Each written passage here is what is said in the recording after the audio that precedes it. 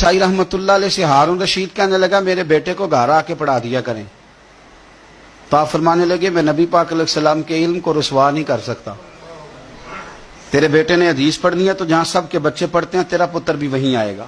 اس نے کہا جی ٹھیک ہے میرا بیٹا وہیں آ جائے گا، لیکن اسے تھوڑا الگ سے ٹائم دے دیں۔ فرمانے لگے کوئی ٹائم الگ نہیں، ساری کلاس میں جہاں سب بیٹھیں گے تیرا پتر بھی وہیں بیٹھے گا۔ عرض کی چلو اس کا سبق ہی پہلے سن لیں، فرمایا یہ بھی نہیں کروں گا، جو پہلے آئے گا سبق اس کا پہلے سنا جائے گا، یہ نبی پاک کا دین ہے۔ اب ہارون رشید کیا کہتا ہے، بادشاہ ہے، کہتا ہے حضور میں آپ کو آزما ہی رہا تھا کہ میں اپنے بچے کو کہیں کچے استاد کے پاس تو نہیں داخل کرانے لگا، انشاءاللہ یہ آئے گا اور خدمت کرے گا آپ کی، آئے گا۔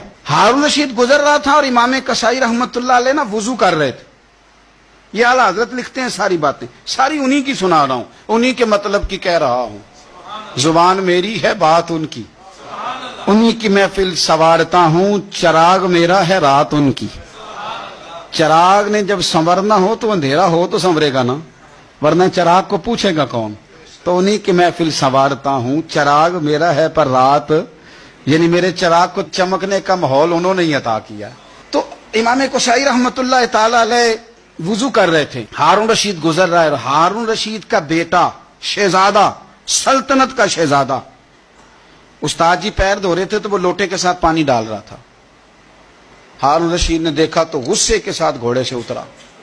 لوگ کہتے ہیں ہم یہ سمجھے کہ اب ہارون رشید نا امام کسائی پہ غصہ کرے گا کہ شہزادے سے وضو کروا رہے ہیں۔ کسی نے امام کسائی کے کان میں کہا کہ ہارون رشید آ رہا ہے، فرمانے لگے آ رہا ہے تو آنے دو، میں کیا کروں، آ رہا ہے تو آنے دو۔ ہارون رشید قریب آیا تو غصے میں آیا اور آگے پتہ کیا کیا، زور سے اپنے بیٹے کو تھپڑ مارا، کہنے لگا رب نے تجھے دو ہاتھ دیے ہیں اور تیرے استاد جی خود پیر دھو رہے ہیں، ایک ہاتھ سے پانی ڈال دوسرے ہاتھ سے استاد کے پیر دھو، پھر تجھے پتہ چلے گا کہ میں کسی عالم کی خدمت کر رہا ہوں۔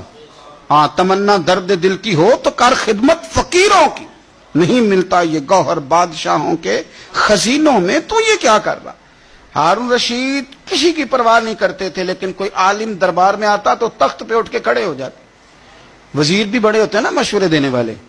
ایک وزیر کہنے لگا حضور اس طرح تو سلطنت کا روب چلا جائے گا، یہ بھی میرے اعلیٰ حضرت نے لکھا ہے، روب چلا جائے گا۔ آپ آنے پر کھڑے ہو جاتے ہیں مولوی صاحب کے، تو آپ فرمانے لگے مولوی کی عزت نہیں کرتا، میں نبی پاک کے دین کے علم کی عزت کرتا ہوں، اور اگر حضور کے دین کی عالم کی عزت کرتے سلطنت کا روب جاتا ہے تو جانے دو، حضور کے دین کے عالم کی قدر تو ہوتی ہے نا۔ تو یہ ان لوگوں کا مزاج تھا۔